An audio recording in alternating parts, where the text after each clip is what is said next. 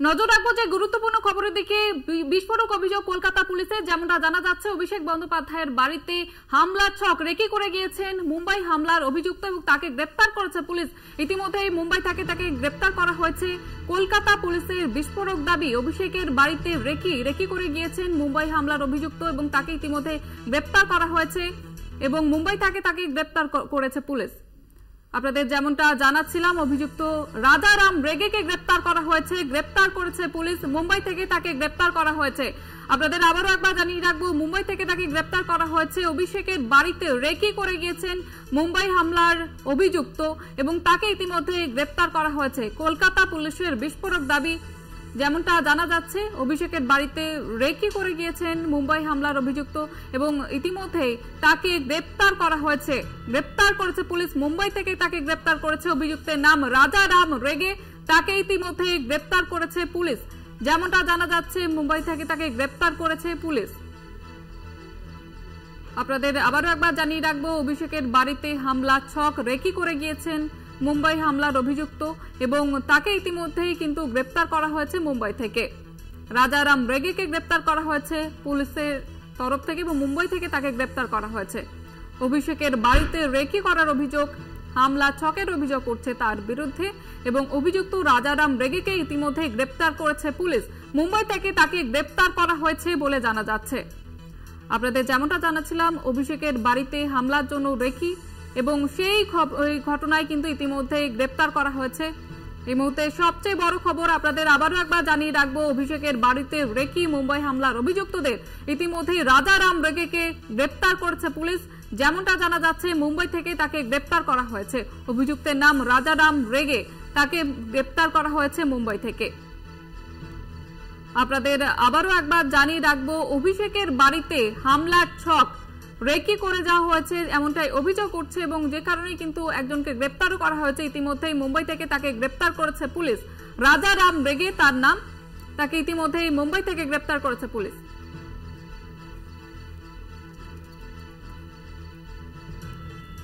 অভিযুক্ত রাজারাম রেগেকে গ্রেপ্তার করা হয়েছে মুম্বাই থেকে।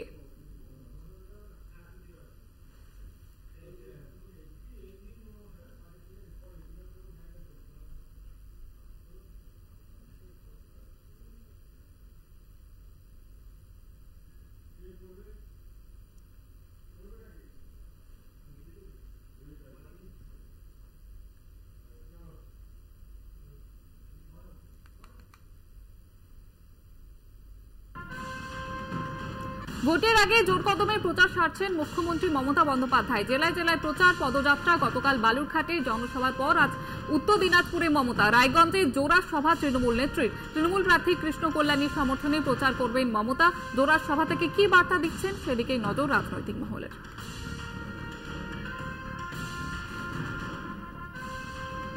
ভোটের আগে দলের সংগঠনে নজর। আজ খড়গপুরে তৃণমূলের সাধারণ সম্পাদক অভিষেক বন্দ্যোপাধ্যায়, ঘাটাল ও মেদিনীপুরের নেতৃত্বকে নিয়ে সাংগঠনিক বৈঠক তৃণমূল সেনাপতির। বৈঠকে উপস্থিত থাকতে পারেন ঘাটালের তৃণমূল প্রার্থী দেব।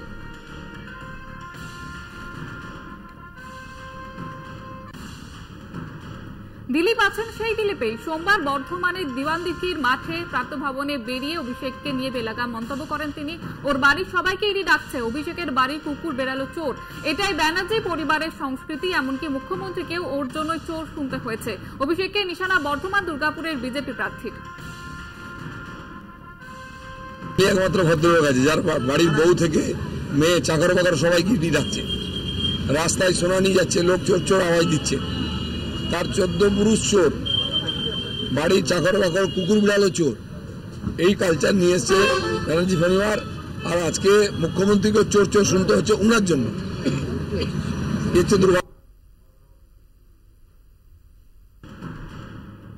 মুখ্যমন্ত্রীর টার্গেট মন্তব্যের পাল্টা দিলীপ ঘোষের। ভোট হয়ে গেলে উনি টার্গেট হন। এতদিন বাঘিনী, ভোট হয়ে গেলেই বিড়াল। এবার আর সহানুভূতি পাবেন না। উনি ভাবছেন বেঁচে যাবেন, কোনো রাস্তা নেই। মমতাকে নিশানা দিলীপ ঘোষের। উনি টার্গেট হন, খালি আমি টার্গেট। একদিন বাঘিনী, ভোট হলে বিড়াল হয়ে গিয়ে আমি মেয়ে, আমি মহিলা, আমাকে একাকে দেখুন কিরকম ঘিরে ফেলেছে। তো যা কর্ম করেছেন তার ফল ভোগ করতে হবে। আর সিম্প্যাথি পাবেন না। পুরো বাংলার সমাজকে দুর্নীতিতে ছেয়ে দিয়েছেন। নেতাদেরকে চোর বানিয়েছেন, চোরেদেরকে নেতা বানিয়েছেন। এর প্রায়শ্চিত্ত ওনাকেই করতে, উনি ভাবছিলেন বেঁচে যাবেন কোনো রাস্তা। হুমকি দিয়ে বন্ধ করে রাখা হয়েছে চায়ের দোকান। তৃণমূলের বিরুদ্ধে এমনটাই অভিযোগ বিজেপির। প্রতিদিনের মতো সোমবারও প্রাতঃভ্রমণে বেরোন দিলীপ ঘোষ। এরপর চা চক্রের জন্য হাজির হন দেওয়ানদিঘির মোড়ে, কিন্তু দেখা যায় সব চায়ের দোকানে ঝাঁপ বন্ধ। দিলীপের অভিযোগ, রবিবার রাত থেকে তৃণমূলের গুন্ডারা চায়ের দোকান বন্ধ করে রেখেছে, কিন্তু দিলীপ ঘোষকে আটকাতে গরিব মানুষের ক্ষতি করা হয়েছে দাবি দিলীপের, যদিও অভিযোগ অস্বীকার করেছে তৃণমূল। টিএমসির গুন্ডারা যত চায়ের দোকান সবাইকে ধমকি দিয়ে বন্ধ করে দিচ্ছে। আপনি দেখুন এই মোড়ে সকালবেলা প্রচুর লোক আসে চা খেতে, অনেক চায়ের দোকান, পাশেও চায়ের দোকান, সব বন্ধ। আরে চা না খেলে কি আমরা কাজ করতে পারবো নাকি? তো মানুষকে কেন কষ্ট দিয়ে গরিব মানুষের চায়ের দোকান বন্ধ করেছে দিলীপ ঘোষ। কোথায় গেল বিষ্ণুপুরের মানুষকে দেওয়া 5,000 কোটি টাকার প্রতিশ্রুতি দিয়ে তা পূরণ করেনি অমিত শাহ? এমনটাই অভিযোগ তুলে স্বরাষ্ট্রমন্ত্রী এবং বিষ্ণুপুরের বিজেপি প্রার্থী সৌমিত্র খাঁকে আক্রমণ শানালেন বিষ্ণুপুরের তৃণমূল প্রার্থী সুজাতা মণ্ডল। 2021 বিধানসভা নির্বাচনের প্রচারে বিষ্ণুপুরের মাটিতে দাঁড়িয়ে কি প্রতিশ্রুতি দিয়েছিলেন অমিত শাহ তা জনসভা থেকে তুলে ধরেন সুজাতা।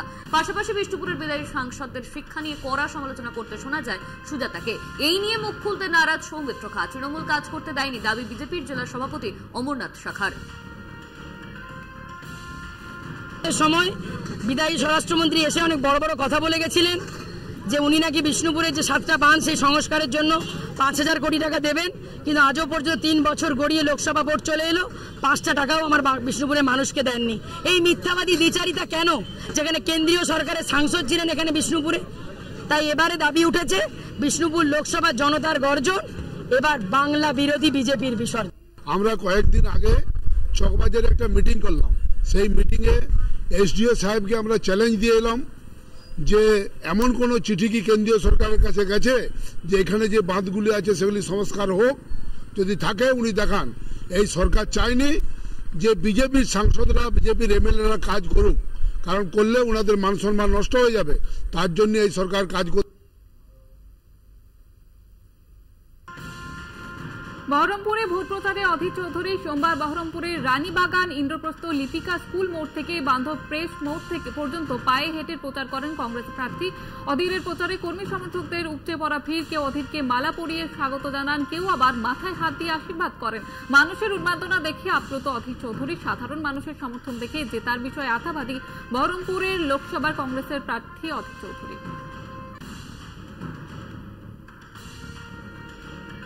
অধীর চৌধুরীকে থানায় রেখে জিজ্ঞাসাবাদ পুলিশের। বহরমপুরে ভোটের নির্বাচনী প্রচারে গিয়ে তৃণমূল কর্মীকে হেনস্থা এবং মুর্শিদাবাদ মেডিকেল কলেজ হাসপাতালে বিজেপি সভাপতি সহ বিজেপি কর্মীদের সঙ্গে ধস্তাধস্তির ঘটনায় জিজ্ঞাসাবাদ।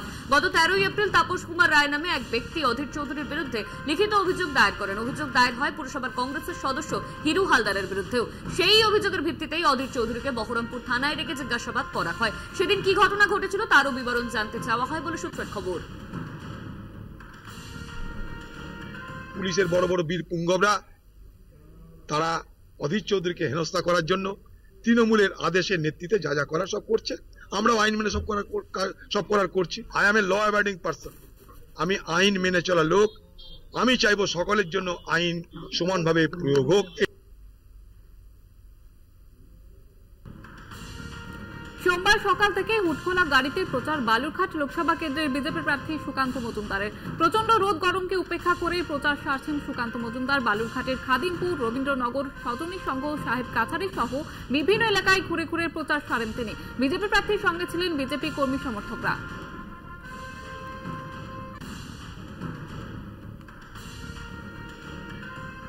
লেনিনের জন্মদিন পালন করে ভোট প্রচার শুরু করলেন মুর্শিদাবাদের সিপিএম প্রার্থী মোহাম্মদ সেলিম। সোমবার সকালে হরিহরপাড়া ব্লকের নিশ্চিন্তপুরের মোড়ে লেনিনের প্রতিকৃতিতে মালা দিয়ে প্রচার শুরু করেন সেলিম। প্রচার শেষে তিনি বলেন, কেরলের বিজেপি তৃণমূল নেই, যেখানে বিজেপি থাকবে না সেখানে মূল শক্তির বিরুদ্ধে লড়াই হবে। কথা হচ্ছে যারা 365 দিন কাজ করে তাদের কি শীত, গ্রীষ্ম, বর্ষা আলাদা আছে? যারা মোমের পুতুল থাকে তাদের অসুবিধা হয়। সারা যেখানে আমি যাচ্ছি আমি তার লোকজন নিয়ে ঘুরি না, লাউ লস্কর নিয়েও ঘুরি না। যেখানে যাই সেখানে বাম কংগ্রেসের কর্মী সমর্থক, এমনকি তৃণমূলের সমর্থক, বিজেপির সমর্থক, তারাও জুটে যাচ্ছে আমার সঙ্গে। আন্দোলন করতে হয় আমাদের জেলা কেন্দ্র থেকে, যেটা রবীন্দ্রভবনের সামনে লেনিনের মূর্তি আছে, প্রত্যেক বছর সেখানে হয়, সেখানে মালা দেওয়া হলো। আর যেখানে কর্মসূচি শুরু হচ্ছে সেখানে, কারণ লেনিন তো শুধু একটা দেশের নয়, গোটা বিশ্বের যারা মুক্তিকামী মানুষ, স্বাধীনতাকামী মানুষ, মেহনতি মানুষের পক্ষে যারা লড়াই করে, তাদের একজন আইকন। তীব্র দাবদাহের কারণে রাতে কর্মী সমর্থকদের নিয়ে প্রচারে নামলেন আরামবাগ লোকসভা কেন্দ্রের সিপিএম প্রার্থী বিপ্লব মৈত্র। চন্দ্রকোনার রামজীবনপুর এলাকায় চলে জনসংযোগ। সিপিএম এর কর্মী সমর্থকদের নিয়ে বাজনা বাজিয়ে প্রচার সিপিএম প্রার্থীর। বিপ্লব মৈত্রের প্রচারে কর্মী সমর্থকদের মধ্যে উন্মাদনা ছিল চোখে পড়ার মতো।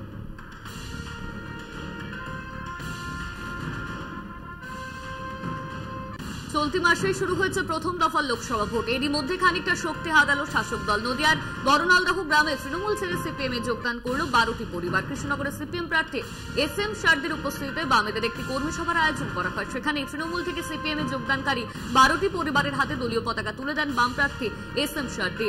সাধারণ মানুষের পাশে দাঁড়াতেই এই যোগদান বলে দাবি সিপিএম এর। হাসিবুল এবং জাকির শেখ এদের উদ্যোগে একটা কর্মী সভার মধ্য দিয়ে এখানে যে 4টে বুথ আছে, 4টে বুথ থেকে যারা তৃণমূলে আমাদের সিপিএমকে ভুল বুঝিয়ে ওরা তৃণমূলের সঙ্গে যুক্ত হয়েছিল, তারা তৃণমূল থেকে আমাদের কাজের নিরিখে এবং গরিব মানুষ যেহেতু তাদের পাশে থাকার জন্য সেই তৃণমূল পরিবারগুলো আমাদের সিপিএম পার্টির সঙ্গে যুক্ত হলো। এই বিষয়টা আমি বুথ সভাপতির কাছ থেকে খোঁজ নিয়ে দেখলাম। সিপিএমের ওটা ভিত্তিহীন দাবি, অতজন নয়, ওই 2-10 জন হলেও হতে পারে, কিন্তু কোনোটা পরিবারের নয়, ওটা 2-10 জন লোক হতে পারে, পরিবার নয়। এটা ভিত্তিহীন দাবি, কয়েকজন হলেও হতে পারে, এটা আমার মত।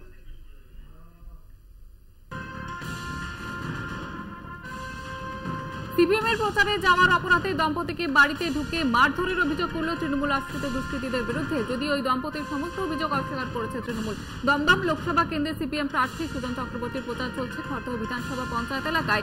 বিলকান্দা 1 নম্বর পঞ্চায়েতের মহিষপোতা এলাকায় সিপিএম কর্মী শ্রীবাস দাস এবং তার স্ত্রী সুজন চক্রবর্তীর প্রচারের মিছিলে গিয়েছিলেন। প্রচারে অংশ নেওয়ার পরেই দম্পতিকে বাড়ি গিয়ে হুমকি এবং মারধরের অভিযোগ। কাঠগড়ায় বিলকান্দা 1 নম্বর পঞ্চায়েতের উপপ্রধান প্রবীর দাস ওরফে বাবাই ও তার দলবল। মারধর এবং হুমকির ঘটনায় আতঙ্কিত হয়ে পড়েন ওই দম্পতি। অভিযুক্তদের নামে ঘোলা থানায় অভিযোগ দায়ের করেন তারা। গোটা ঘটনা তদন্ত শুরু করেছে ঘোলা থানার পুলিশ। বলছি আজকে বিকাল থেকে তোমাকে যেন রাস্তায় না বললাম, কেন? বলছে না, তুমি অনেক বাড়াবাড়ি করছো, তোমাকে যেন রাস্তায় না দেখতে পাই, তাহলে তোমার প্রাণ সংশয় আছে। আপনি কোন দল করেন? আমি CPIM করি। যারা এসেছিল তারা তৃণমূল করে, আমার পাড়ার ছেলে সব। প্রথমে বলি, এটা ভিত্তিহীন ঘটনা, মিথ্যে কথা। সিপিএম আপনারা ঘুরে দেখবেন, গ্রামে সিপিএম দেয়াল লিখেছে, পোস্টার লাগিয়েছে, ফ্লেক্স লাগিয়েছে।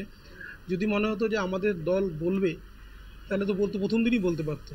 মিথ্যে কথা, ভিত্তিহীন কথা। ওনারা প্রচারের আলোতে আসতে চায়, তাই মিডিয়ার সামনে কিছু হতো বলতে হবে, তাই বলেছে। এরকম কোনো ঘটনা ঘটেনি, ভিত্তিহীন ঘটনা।